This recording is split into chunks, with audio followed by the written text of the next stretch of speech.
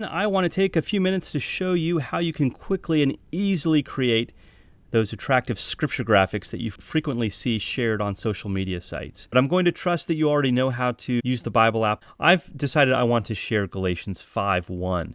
Now, to select a verse, simply tap anywhere on that verse and it will be underlined with a dotted line. When you do that, it brings up a menu down there at the bottom. Just above those colors, you'll see a little menu bar. I'm going to tap on the word image and it is going to prompt me for the image to use. They provide us with a host of wonderful options here to use as background images. Most of them include a good amount of white space, so the text really stands out well. But there are some other options I have here as well. If I tap on that, it's going to let me choose from one of my own images. Or I also have an option here of Google Photos because I've linked my tablet to my Google Photos account. I don't want to do that right now. I want to choose one of the YouVersion provided one. So I'm going to tap anywhere outside of that box to get rid of it. And when you're choosing a background image to use for your scripture graphic, choose an image that supports the text in some way. In this case, we're using a verse about freedom. So I want to find an image that expresses freedom in some way. I'm going to go down to the very bottom here. I saw one that I liked. It's a man holding his arms up high. And to me, that really speaks the word freedom. So I want to use this image. So I'm going to tap on the check mark to say, yes, let's use that image. And what happens is that YouVersion lays the text over top of this image for me. Once that's done, I can tap and move that text around anywhere I want on this image.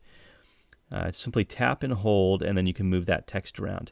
And you'll notice there are left and right bars around my text. Those will disappear after a few seconds. I tap again to bring them up again. Those are your margins. In landscape mode, they make it a little bit hard to adjust the margins here. So usually if I tap on those bars and move in or out, it's going to adjust those margins. I'm going to try to show you how that works here real quickly. I'm going to switch over to portrait mode. So I'm going to recenter this text and I'm going to just tap on one of those margin bars. I'm going to move that in or out, and you can see that we can actually change that. So depending on the composition of your image, you may want to make it really narrow like that. Or in our case, we've got all that nice white space up above. I want to keep it pretty wide like that. I want you to see that you can do that. Now that I've done that, I'm going to put this back in portrait mode. I'm going to have to reposition my text a little bit. Just click and drag, and there we go. Now, I can do some other things to edit my text here. Down below the image, you'll see that there is a size slider, and I can change. That's going to control the size of the text. I like something very big and bold because you want the text to be legible. And on a mobile device, images are still fairly small, so the bigger that text, the easier it's going to be to read. So I like a bigger font here. I also like one that's going to be really nice to read. Down below that size slider, I have lots of font options to choose from. There's more than actually we can see. If I tap and hold anywhere in that list of fonts, I can slide back and forth here to see all of my different font options.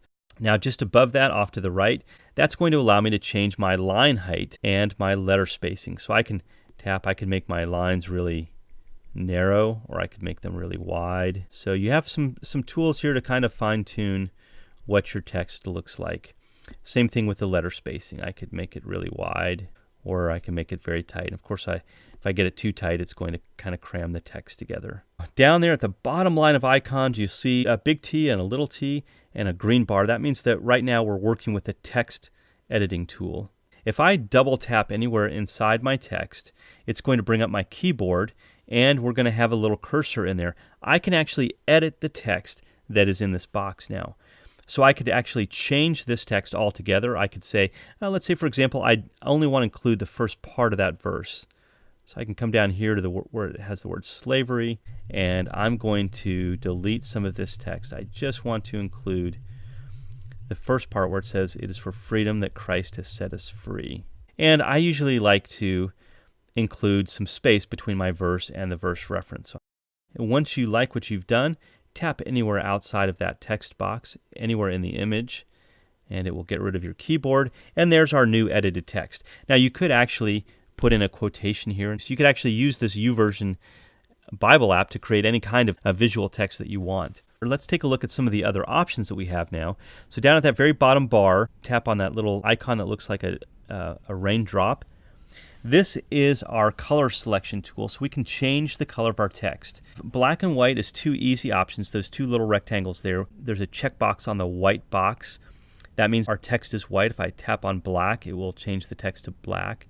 So I can swap back and forth between those to see how they look.